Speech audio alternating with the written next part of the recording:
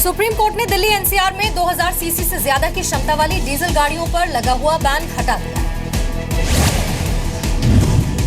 Supreme court ने सभी निर्माताओं, डीलरों और खरीदारों को 2000 सीसी से ज्यादा क्षमता की कार और एसयूवी खरीदते समय कार की कीमत का 1% ग्रीन सेस जमा करने का निर्देश दिया है। कोर्ट ने सेंट्रल पोल्यूशन कंट्रोल बोर्ड से पब्लिक सेक्टर बैंकों में खाता खोलने को भी कहा है, जिसमें ग्रीन सेस की रकम रखी जाएगी।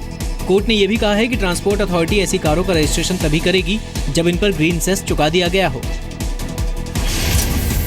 पिछले साल दिसंबर में सुप्रीम कोर्ट ने 2000 सीसी से ज्यादा की डीजल इंजन की गाड़ियों के रजिस्ट्रेशन पर रोक लगा दी थी। पिछले महीने केंद्र सरकार ने सुप्रीम कोर्ट में इस बैन पर ढील देने की अपील की थी। केंद्र सरकार ने कहा था कि इस पाबंदी से विदेशी निवेशकों में भ्रम की स्थिति है और लाखों नौकरियों पर तलवार लटक गई है। हालांकि उस वक्त सुप्रीम कोर्ट ने इस मामले में किसी भी तरह की रियायत देने से मना कर दिया था। सुप्रीम कोर्ट ने आज कार कंपनी मर्सिडीज बेंज की याचिका पर सुनवाई करते हुए बैन हटाने का आदेश दिया है। कश्मीर के हालात पर चर्चा के लिए संसद में सर्वदलीय बैठक चल रही है। प्रधानमंत्री नरेंद्र मोदी की अगुवाई में कश्मीर पर चर्चा हो रही है। बैठक में गृह मंत्री राजनाथ सिंह, विदेश मंत्री सुषमा स्वराज, लोकसभा में कांग्रेस के नेता मल्लिकार्जुन खड़गे समेत दूसरे दलों के भी नेता मौजूद हैं। इस बीच आज लोकसभा में भी कश्मीर पर सर्वसम्मति से एक प्रस्ताव पारित किया गया। इसमें कश्मीर में लंबे समय से जारी कर्फ्यू और हिंसा में लोगों के मारे जाने पर चिंता जाहिर की गई। साथ ही ये भी कहा गया कि भारत की अखंडता, एकता और सुरक्षा से कोई समझौता नहीं हो सकता। expresses its serious concern over the prolonged turbulence, violence and curfew in the Kashmir Valley. 8 जुलाई को आतंकी बुरहान वानी के एनकाउंटर के बाद कश्मीर में हिंसा की शुरुआत हुई थी। कश्मीर के कई इलाकों में पिछले 36 दिनों से कर्फ्यू लगा हुआ है। कश्मीर हिंसा में अब तक 57 लोगों की मौत हुई है। इनमें शहीद हुए सुरक्षा बल के 2 जवान भी शामिल हैं। कश्मीर में हुई हिंसा में अब तक 8000 से ज्यादा लोग घायल भी हुए हैं। कश्मीर मसले पर भारत का कड़ा रुख देखते हुए पाकिस्तान के तेवर ढीले पड़ गए हैं। नवाज शरीफ के विदेश मामलों के सलाहकार सरताज अजीज ने कहा है कि पाकिस्तान भारत से बातचीत का इच्छुक है और भारत को जल्द पाकिस्तान सरकार की ओर से चिट्ठी लिखी जाएगी। गाजियाबाद में बीजेपी नेता ब्रिजपाल तेवतिया पर जानलेवा हमले के मामले में पुलिस ने 25 लोगों को हिरासत में लिया।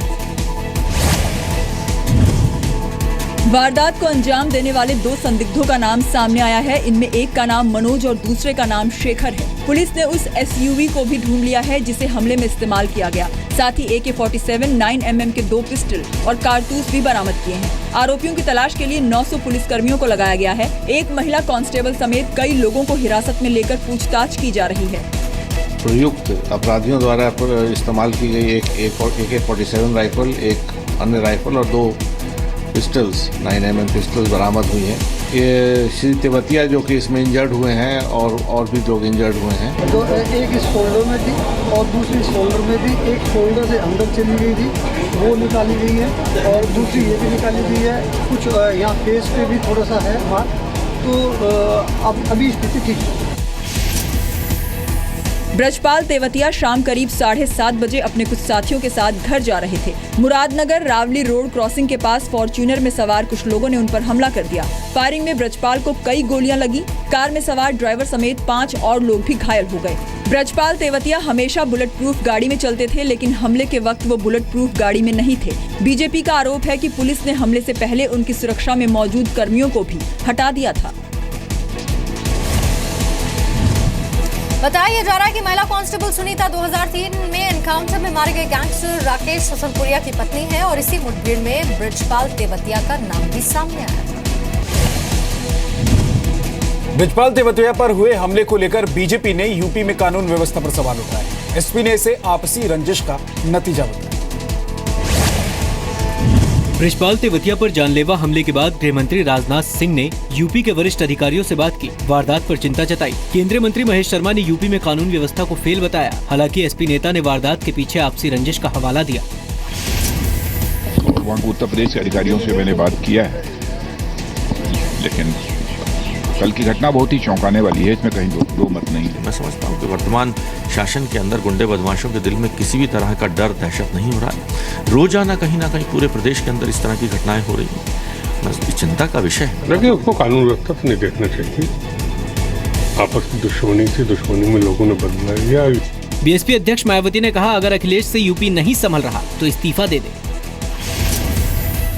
कि यदि उनसे ये सरकार नहीं संभल रही है, खास तौर से कानून व्यवस्था के मामले में, तो उनको अपने मुख्यमंत्री के पद से इस्तीफा दे देना चाहिए। उत्तर प्रदेश में लगातार जो आपराधिक घटनाएं हैं वो बढ़ती जा रही हैं और गंभीर घटनाओं की संख्या बढ़ रही है, तो कहीं ना कहीं उत्तर प्रदेश सरकार को अपने पुलिस या प्रबंधन और प्रशासन के ऊपर ध्यान देने की आवश्यकता है। बीजेपी के वरिष्ठ नेताओं में शामिल बृजपाल तेवतिया गाजियाबाद के महरौली गांव के रहने वाले हैं। बृजपाल सिंह ने मुरादनगर से 2012 में बीजेपी के टिकट पर विधानसभा चुनाव लड़ा था, लेकिन हार गए। अगले साल होने वाले विधानसभा चुनाव के लिए भी उन्हें मुरादनगर सीट से बीजेपी के टिकट का दावेदार माना जा रहा है। बृजपाल तेवतिया दिल्ली पुलिस में भी रह चुके हैं, प्रॉपर्टी के कारोबार से भी जुड़े हैं।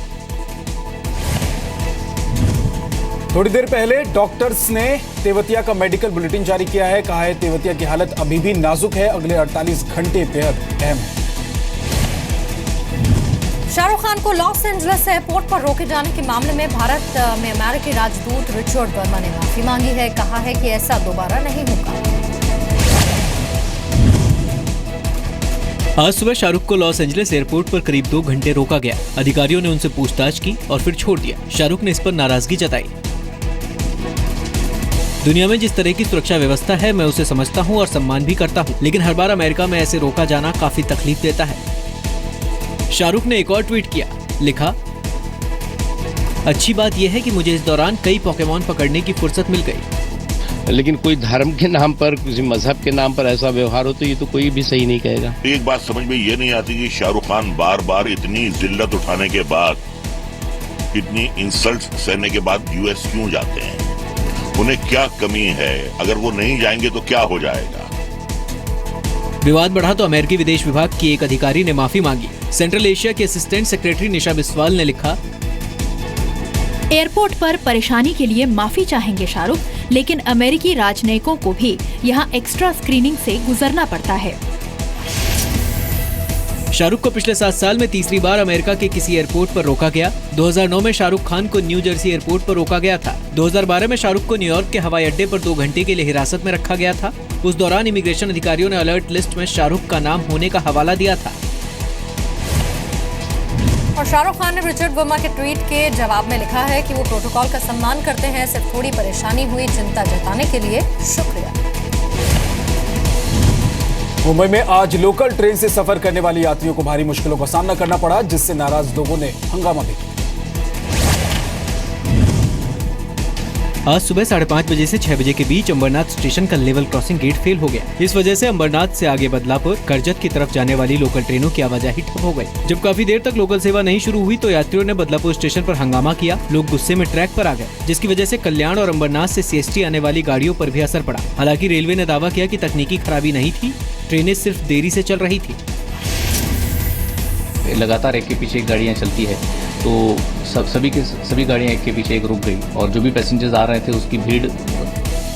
रेल मंत्री सुरेश प्रभु ने भी ट्वीट किया, जीएम, डीआरएम और अधिकारियों को सुबह बदलापुर स्टेशन पर यात्रियों की मदद करने के लिए कहा। सभी से गुजारिश है प्रदर्शन न करें, जरूरी कदम उठा लिए गए हैं।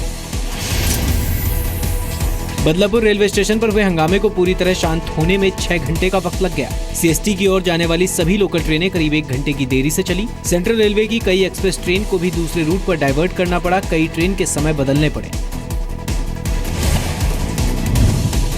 सुबह का वक्त होने की वजह से ऑफिस जाने वालों की भीड़ थी, जिस वजह से प्लेटफॉर्म पर खड़े होने तक की जगह नहीं बची।